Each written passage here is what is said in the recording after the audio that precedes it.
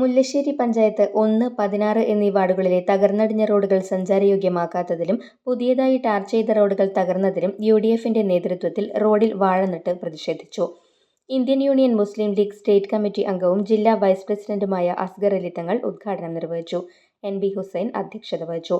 ഇന്ന് ഇവിടെ UDFന്റെ നേതൃത്വത്തിൽ 1-ാം വാർഡിൻ്റെയും 16-ാം വാർഡിൻ്റെയും റോഡുകൾ സംഗമിക്കുന്ന സ്ഥലത്താണ് ഞങ്ങൾ പ്രതിഷേധ സമരവുമായി ഇവിടെ എത്തിച്ചേർന്നിട്ടുള്ളത്.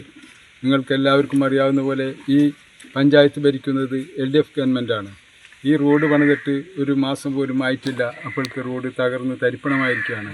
ഇത് പഞ്ചായത്തും റോഡ് കോൺട്രാക്ടർമാരും കൂടി ഒത്തുകളിച്ചതാണോ എന്ന് ഞങ്ങൾ സംശയിക്കുന്നു. ഇതിനു മുന്നേ ഇവിടെ കോൺഗ്രസ് ഒരു സമരം നടത്തിയിരുന്നു. ഇത് 2ാമത്തെ സമരമാണ് UDF നടത്തിക്കൊണ്ടിരിക്കുന്നത്. ഈ റോഡ് എത്രയും പെട്ടെന്ന് ജനങ്ങൾക്ക് സഞ്ചാരയോഗ്യമാക്കണം. ഒരു പാങ്ങിൽ നിന്ന് ഒരു ഓട്ടോറിക്ഷ വിളിച്ചാൽ പോലും ഇവിടേക്ക് ഒരു ഓട്ടോറിക്ഷ വരുന്നില്ല. രോഗികളായ സ്ത്രീകളെയും കുട്ടികളെയും ബ്ലോക്ക് ആസ്പത്രിയിലേക്ക് കൊണ്ടുപോകാനും ഗർഭിണികളെ കൊണ്ടുപോകാനും ഒന്നും സാധിക്കാത്ത ഒരവസ്ഥയിലാണ് ഈ റോഡിൻ്റെ അവസ്ഥ നിലനിൽക്കുന്നത്. അതുകൊണ്ട് ഈ സൂചനാ സമരം കണ്ടുപഠിച്ചില്ലെങ്കിൽ തീർച്ചയായിട്ടും അടുത്ത സമരം ഞങ്ങൾ പഞ്ചായത്ത് ഓഫീസിലേക്കായിരിക്കും.